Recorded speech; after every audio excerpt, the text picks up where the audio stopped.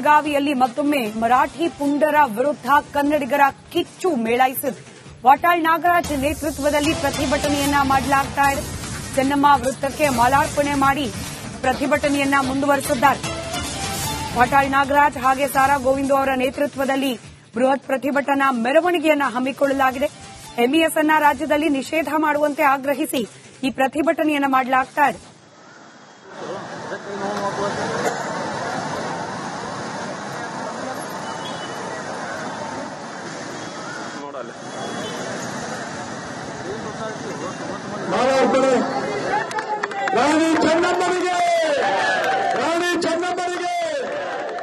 ಬೆಳಗಾವಿ ಕರ್ನಾಟಕದ ಒಂದು ಅವಿಭಾಜ್ಯ ಅಂಗ. ಮಹಾಜನ್ ವರದಿಯ ಪ್ರಕಾರ ಈಗಾಗಲೇ ಬೆಳಗಾಂ ನಮ್ದಾಗಿದೆ.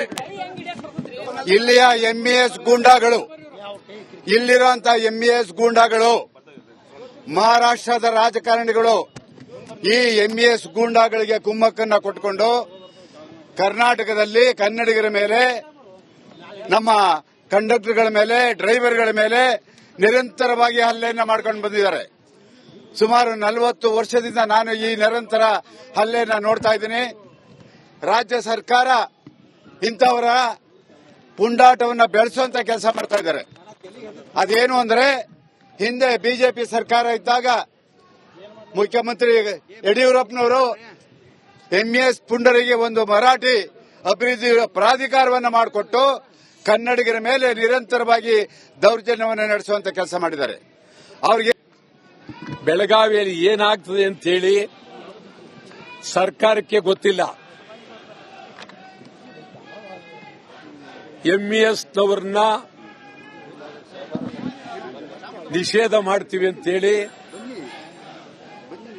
ಹಿಂದೆ ಇದ್ದಂತ ಬೊಮ್ಮಾಯಿ ಸರ್ಕಾರ ಭರವಸೆ ಕೊಟ್ಟಿದ್ರು, ಮಾಡಲಿಲ್ಲ.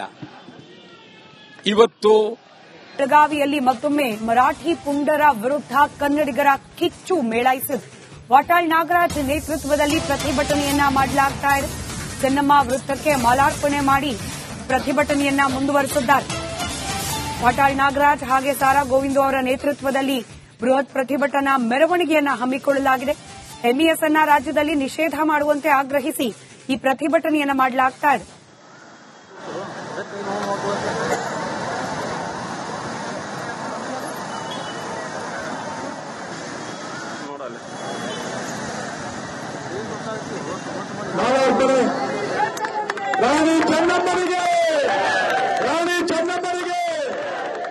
ಬೆಳಗಾವಿ ಕರ್ನಾಟಕದ ಒಂದು ಅವಿಭಾಜ್ಯ ಅಂಗ.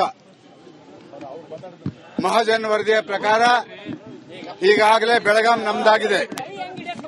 ಇಲ್ಲಿಯ ಎಂಇಎಸ್ ಗೂಂಡಾಗಳು, ಇಲ್ಲಿರುವಂತಹ ಎಂಇಎಸ್ ಗೂಂಡಾಗಳು, ಮಹಾರಾಷ್ಟ್ರದ ರಾಜಕಾರಣಿಗಳು ಈ ಎಂಇಎಸ್ ಗೂಂಡಾಗಳಿಗೆ ಕುಮ್ಮಕ್ಕನ್ನ ಕೊಟ್ಟುಕೊಂಡು ಕರ್ನಾಟಕದಲ್ಲಿ ಕನ್ನಡಿಗರ ಮೇಲೆ, ನಮ್ಮ ಕಂಡಕ್ಟರ್ಗಳ ಮೇಲೆ, ಡ್ರೈವರ್ಗಳ ಮೇಲೆ ನಿರಂತರವಾಗಿ ಹಲ್ಲೆಯನ್ನ ಮಾಡ್ಕೊಂಡು ಬಂದಿದ್ದಾರೆ.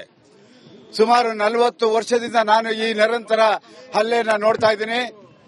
ರಾಜ್ಯ ಸರ್ಕಾರ ಇಂಥವರ ಪುಂಡಾಟವನ್ನ ಬೆಳೆಸುವಂತ ಕೆಲಸ ಮಾಡ್ತಾ ಇದ್ದಾರೆ. ಅದೇನು ಅಂದ್ರೆ, ಹಿಂದೆ ಬಿಜೆಪಿ ಸರ್ಕಾರ ಇದ್ದಾಗ ಮುಖ್ಯಮಂತ್ರಿ ಯಡಿಯೂರಪ್ಪನವರು ಎಂಇಎಸ್ ಪುಂಡರಿಗೆ ಒಂದು ಮರಾಠಿ ಅಭಿವೃದ್ಧಿ ಪ್ರಾಧಿಕಾರವನ್ನು ಮಾಡಿಕೊಟ್ಟು ಕನ್ನಡಿಗರ ಮೇಲೆ ನಿರಂತರವಾಗಿ ದೌರ್ಜನ್ಯವನ್ನು ನಡೆಸುವಂತ ಕೆಲಸ ಮಾಡಿದ್ದಾರೆ. ಅವರಿಗೆ ಬೆಳಗಾವಿಯಲ್ಲಿ ಏನಾಗ್ತದೆ ಅಂತೇಳಿ ಸರ್ಕಾರಕ್ಕೆ ಗೊತ್ತಿಲ್ಲ. ಎಂಇಎಸ್ನವರನ್ನ ನಿಷೇಧ ಮಾಡ್ತೀವಿ ಅಂತೇಳಿ ಹಿಂದೆ ಇದ್ದಂತ ಬೊಮ್ಮಾಯಿ ಸರ್ಕಾರ ಭರವಸೆ ಕೊಟ್ಟಿದ್ರು, ಮಾಡಲಿಲ್ಲ. ಇವತ್ತು ಬೆಳಗಾವಿಯಲ್ಲಿ ಮತ್ತೊಮ್ಮೆ ಮರಾಠಿ ಪುಂಡರ ವಿರುದ್ಧ ಕನ್ನಡಿಗರ ಕಿಚ್ಚು ಮೇಳೈಸಿದೆ. ವಾಟಾಳ್ ನಾಗರಾಜ್ ನೇತೃತ್ವದಲ್ಲಿ ಪ್ರತಿಭಟನೆಯನ್ನ ಮಾಡಲಾಗ್ತಾ ಇದೆ. ಚೆನ್ನಮ್ಮ ವೃತ್ತಕ್ಕೆ ಮಾಲಾರ್ಪಣೆ ಮಾಡಿ ಪ್ರತಿಭಟನೆಯನ್ನ ಮುಂದುವರೆಸಿದ್ದಾರೆ. ವಾಟಾಳ್ ನಾಗರಾಜ್ ಹಾಗೆ ಸಾರಾ ಗೋವಿಂದು ಅವರ ನೇತೃತ್ವದಲ್ಲಿ ಬೃಹತ್ ಪ್ರತಿಭಟನಾ ಮೆರವಣಿಗೆಯನ್ನ ಹಮ್ಮಿಕೊಳ್ಳಲಾಗಿದೆ. ಎಂಇಎಸ್ ಅನ್ನ ರಾಜ್ಯದಲ್ಲಿ ನಿಷೇಧ ಮಾಡುವಂತೆ ಆಗ್ರಹಿಸಿ ಈ ಪ್ರತಿಭಟನೆಯನ್ನ ಮಾಡಲಾಗ್ತಾ ಇದೆ.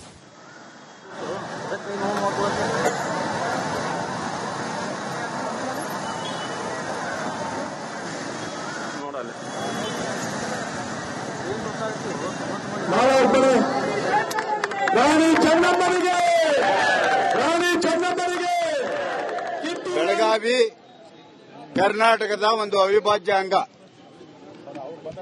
ಮಹಾಜನ್ ವರದಿಯ ಪ್ರಕಾರ ಈಗಾಗಲೇ ಬೆಳಗಾಂ ನಮ್ದಾಗಿದೆ.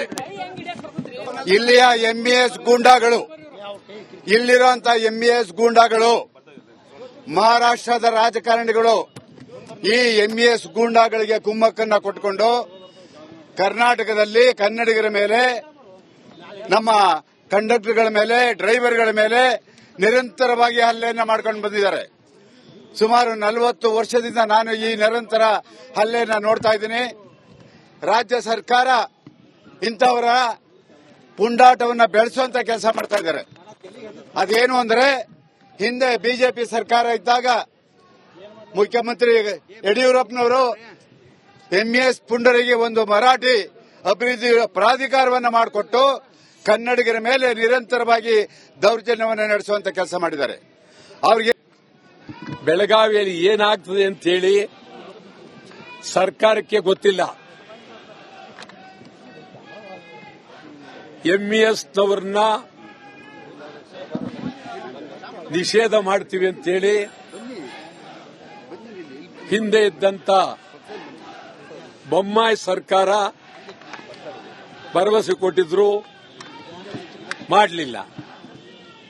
ಇವತ್ತು ಬೆಳಗಾವಿಯಲ್ಲಿ ಮತ್ತೊಮ್ಮೆ ಮರಾಠಿ ಪುಂಡರ ವಿರುದ್ಧ ಕನ್ನಡಿಗರ ಕಿಚ್ಚು ಮೇಳೈಸಿದೆ. ವಾಟಾಳ್ ನಾಗರಾಜ್ ನೇತೃತ್ವದಲ್ಲಿ ಪ್ರತಿಭಟನೆಯನ್ನ ಮಾಡಲಾಗ್ತಾ ಇದೆ. ಚೆನ್ನಮ್ಮ ವೃತ್ತಕ್ಕೆ ಮಾಲಾರ್ಪಣೆ ಮಾಡಿ ಪ್ರತಿಭಟನೆಯನ್ನ ಮುಂದುವರೆಸಿದ್ದಾರೆ. ವಾಟಾಳ್ ನಾಗರಾಜ್ ಹಾಗೆ ಸಾರಾ ಗೋವಿಂದು ಅವರ ನೇತೃತ್ವದಲ್ಲಿ ಬೃಹತ್ ಪ್ರತಿಭಟನಾ ಮೆರವಣಿಗೆಯನ್ನ ಹಮ್ಮಿಕೊಳ್ಳಲಾಗಿದೆ. ಎಂಇಎಸ್ ಅನ್ನ ರಾಜ್ಯದಲ್ಲಿ ನಿಷೇಧ ಮಾಡುವಂತೆ ಆಗ್ರಹಿಸಿ ಈ ಪ್ರತಿಭಟನೆಯನ್ನ ಮಾಡಲಾಗ್ತಾ ಇದೆ.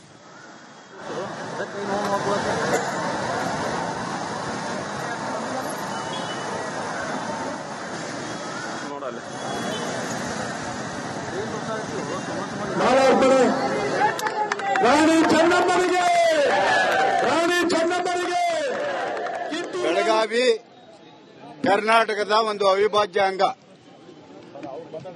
ಮಹಾಜನ್ ವರದಿಯ ಪ್ರಕಾರ ಈಗಾಗಲೇ ಬೆಳಗಾಂ ನಮ್ದಾಗಿದೆ.